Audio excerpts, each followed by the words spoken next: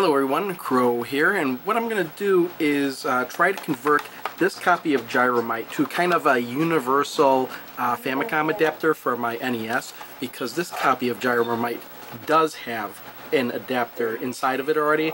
But what I'm going to try and do is actually cut this cartridge all up, and so I can actually just plug these Famicom cartridges right onto it, and without the need of any other adapter. Alright, so now I've got the chip out of there, and actually the actual Famicom part is this part right here. This is actually the Gyromite part, and the rest of this is the adapter. So the first thing you'll see is that this cartridge just won't plug onto there, and that's because of these tabs here that were used to screw it into the cartridge. So the very first thing I'm going to do is Dremel these little tabs off.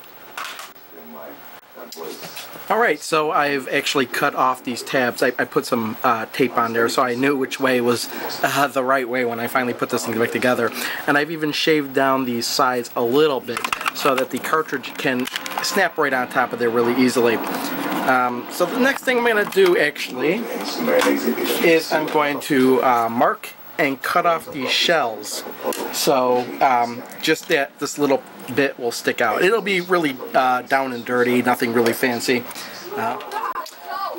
Alright, so I've cut the two pieces to the size I need, and let's see, this one will go in here like, shoot. Got him. That wasn't good. Okay. So basically this is the top piece. I put the marker there, or the tape there, and I can put that in there like that. And this will go just like that. Now the only problem is the reason those screws were in is because this is loose otherwise. But what I'm going to try to do is actually just throw in some tape and maybe some glue just to make it stay in there. So I'll do that. Alright, so I've put this thing together. I put some double-sided tape in there just to keep it in there. This thing ain't moving anywhere.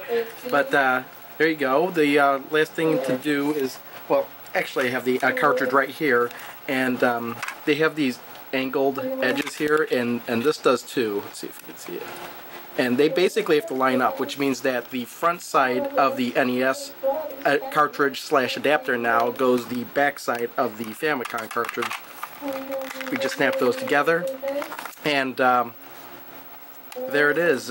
Let me just print up some labels for this thing, so I put some instructions on there or whatnot. Alright, so I put on my label maker, and I actually put a label there. See, it's the Famicom to NES adapter that I made. Made a little label here showing that the back of the Famicom cartridge goes here, and on the reverse side the front cartridge goes in there. So I'm plugging in Devil World here, and I will pick up the camera and show you if, or if not, it works. Alright, so there I have my NES, and I've taken the lid off of it just so I can show how this actually will go in. Because I have a slightly other problem but I'll get to that later. And it goes in. Here's the top of the NES cartridge. The bottom of the Famicom cartridge is showing. Slide it in there, push it down, turn on the power, and there is Devil World, a NES game that never made it to the US. So yeah, there it is, the NES to Famicom adapter. This should work with all my Famicom games.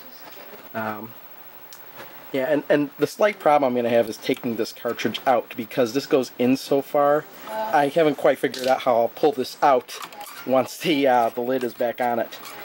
Plus, okay, yeah, this is pretty tight on there, but yeah, so there you have it. Devil World playing on the NES. Alright, until next time, see you later. Yeah, you know, this doesn't look like it's headed towards a happy ending.